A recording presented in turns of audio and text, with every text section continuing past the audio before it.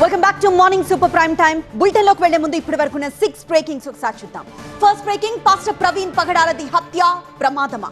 దీనిపైనే రాజమండ్రి సమీపంలో అనుమానాస్పద స్థితిలో చనిపోయిన పాస్టర్ ప్రవీణ్ పగడాలది హత్య ప్రమాదమా?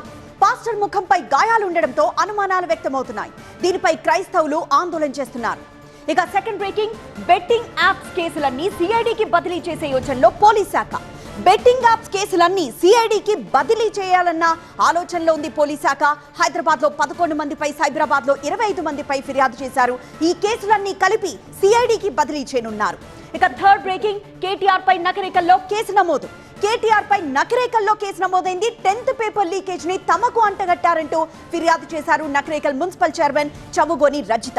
ఇక fourth breaking, Vallabhaneni Vamsi bail కేసులో నేడు తుది తీర్పు. వైసీపీ నేత వల్లభనేని వంశీ బెయిల్ కేసులో ఈ రోజు తుది విచారణ జరగనుంది. అంతేకాదు, గన్నవరం టీడీపీ ఆఫీస్ పై దాడి కేసులో వంశీ ప్రధాన అనుచరుడు ఓలుపల్లి రంగా అరెస్ట్ అయ్యారు.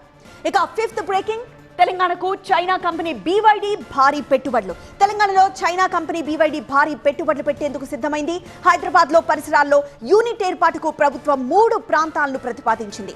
ఇక లాస్ట్ బ్రేకింగ్, హమాస్ వెళ్లిపోవాలి అంటూ గాజాలో నిరసనలు. తమ ప్రాంతం నుంచి హమాస్ వెళ్లిపోవాలి అంటూ గాజాలో నిరసనలు మిన్నంటాయి. ఇన్నాళ్లు గాజా కోసం వారు పోరాడిన యుద్ధంతో తీవ్రంగా నష్టపోయామంటూ పాలస్తీనియన్లు నిరసనలకు దిగారు. ఇవి ఇప్పటి వరకున్న 6 బ్రేకింగ్స్.